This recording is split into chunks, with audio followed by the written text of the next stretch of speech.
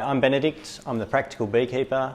I'm here at Ceres at the community kitchen and really pleased to be extracting some honey after a couple of tough seasons. We've actually got a bit of honey.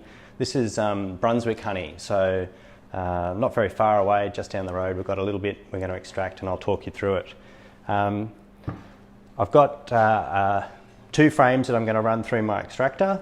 I've got an electric heated knife, so the heated knife's really good. It helps take the lid or the seal off the honey. You can see I've got a bucket to catch all of the cappings because we don't want to waste any of that. It's got honey and wax in it. So you can see with the heated knife, it just slowly uncaps beautifully. And you can see there's quite a lot of honey in those cappings, so we're catching those in a bucket. You notice I'm working down the frame. So down the frame so that if I slip, it's not going to accidentally cut me. It's quite a sticky job. As you can imagine, there's quite a lot of mess making honey. But this is a lovely frame. It's uncapping well. It's quite dark, so it's an older frame. We've done one side, we can then just turn it around and work the other side. Sometimes you'll see, I think on this side you'll see the wax seal, the cappings isn't proud enough, and so the knife doesn't quite cut it. You can see here it's not fully uncapping. So there's a couple of tricks we can do. People talk about using an uncapping scratcher.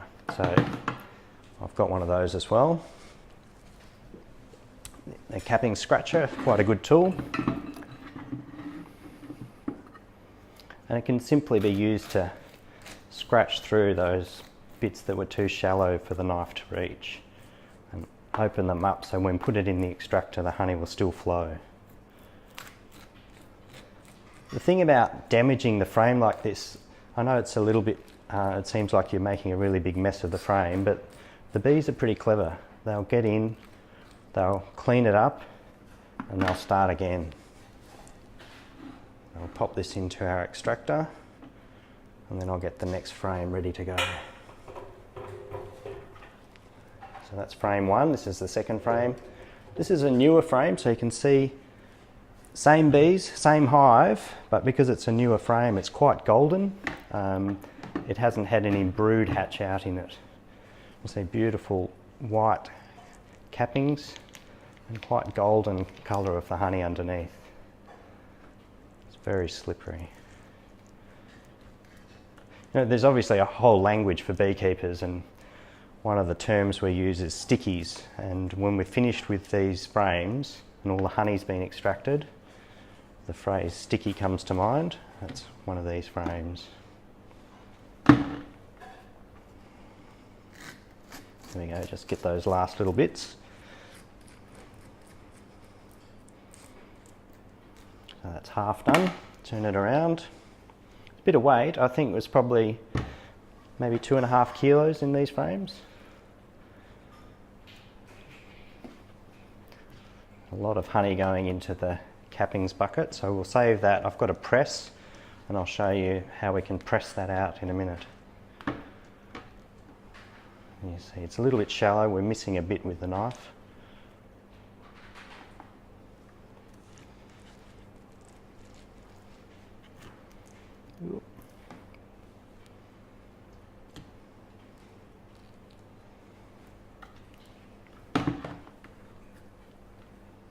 Smells good.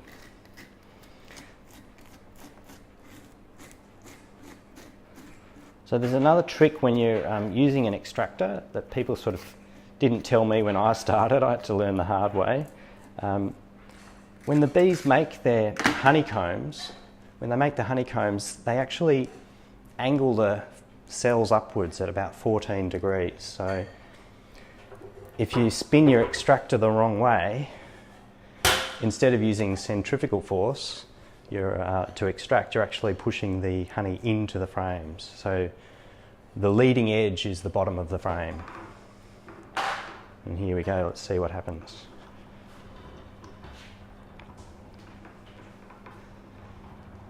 And as I slowly spin it, I want to keep it gentle to start with.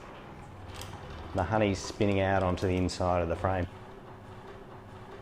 You can see inside there. On the wall it gets quite a sort of glisten as the honey hits the wall of the extractor. It doesn't take very long, a few minutes each side. This is a very simple 4-frame extractor. Great thing is you could do half a box of honey with it, or like we've just done, 2 frames at a time. So that's halfway spun. It's very manual. I still have to turn the frames by hand. The bigger commercial extractors will run, up to 36 frames at a time. They're pretty big. There we go, and then back the other way.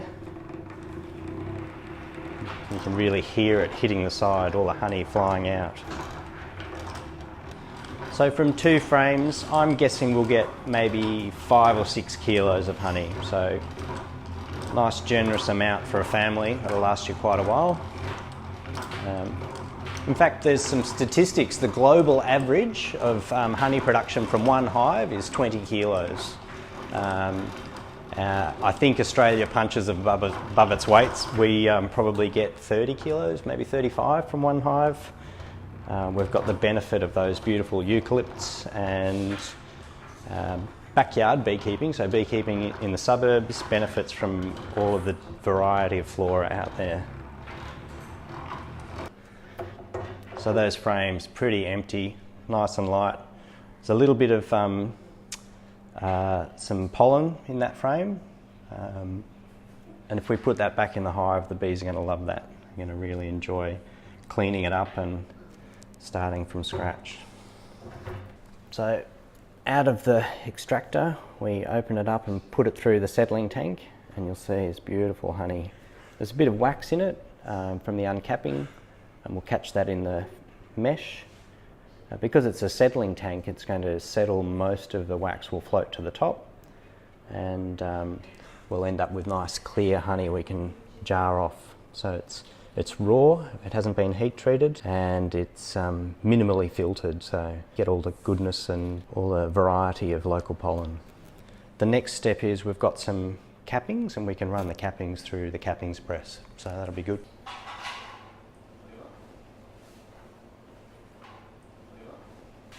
So these frames are natural comb the bees have built. There's not any wire at all. So I couldn't put that in the extractor, it would just crush out and make a big mess in there. So that's the advantage of having a press like this. I can press the honey directly out of the frame. So this is very old school, just literally going to cut it out. It'll probably drip everywhere, and we'll run it through the press. So you could sell this as cut comb. This is totally edible. These frames are a bit dark for me, so most people like the nice fresh frames if they're going to sell cut comb. So I'm just going to extract it out into the press.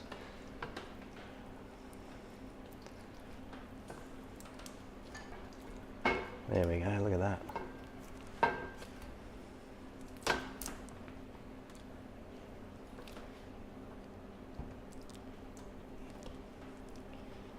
And they've got the next frame, and you can see such natural comb. They've even put normal holes through. That's pretty normal. The bees will make passageways so they can get from one side of the comb to the other.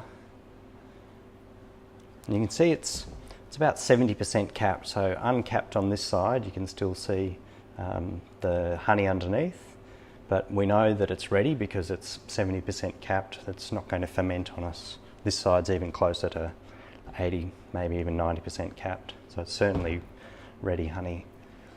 If we took the honey too early and it wasn't capped, you'd have the risk that it might ferment because there's too much water content.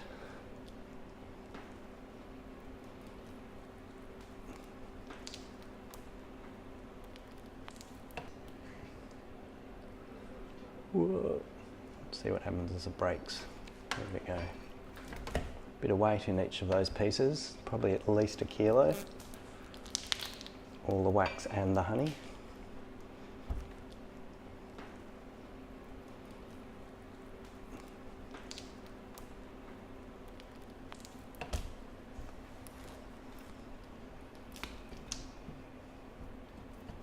Oop.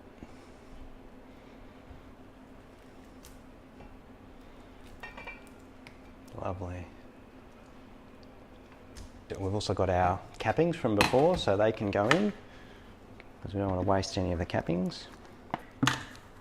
And then with the press, it's pretty straightforward. I really enjoy the way this will come out.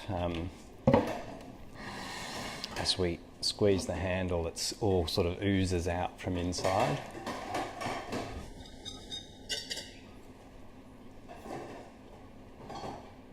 That's straight.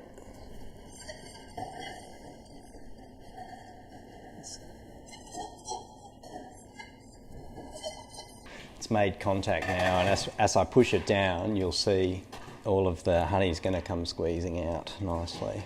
Here we go, look at that beautiful colour. Fantastic. It's like a flood of honey. When you think about 2 frames worth of honey, that could be 5 kilos that comes out of here.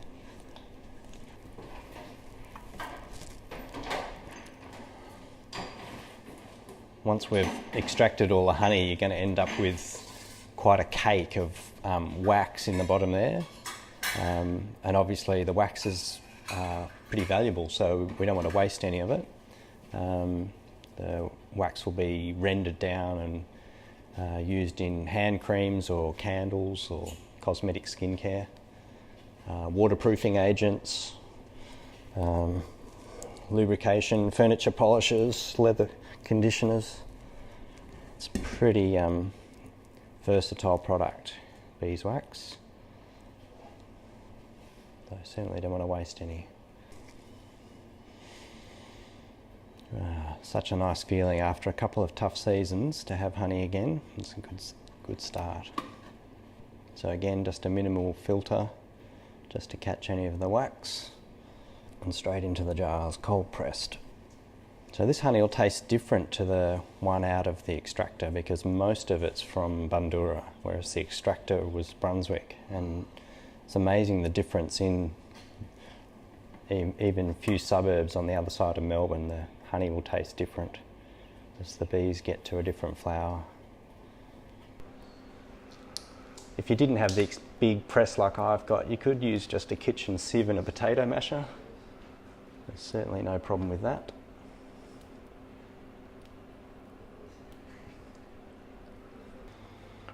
I really like this stainless settler.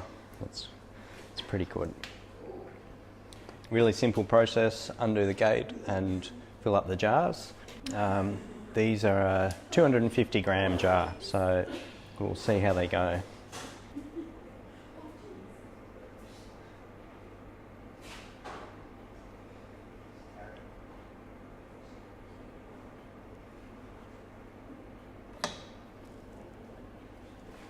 Let that one go.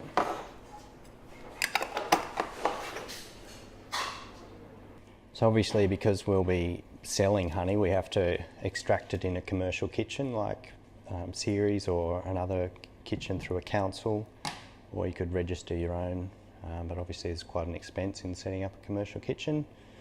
So for backyard beekeepers, if you want to sell honey, probably the best thing is to find the council community kitchen and see if you can lease it or hire it out. I think they look good. A little bit of wax in there which will settle out to the top, but you know, it's minimally filtered raw honey. So I think that's probably it. Beekeeping 101. Sugar. Oh, honey, honey. Oh, honey, honey. Oh, honey, honey. Oh, honey, honey. You certainly don't need to go to the gym as a beekeeper. There's all that heavy lifting and then manual work of an extractor.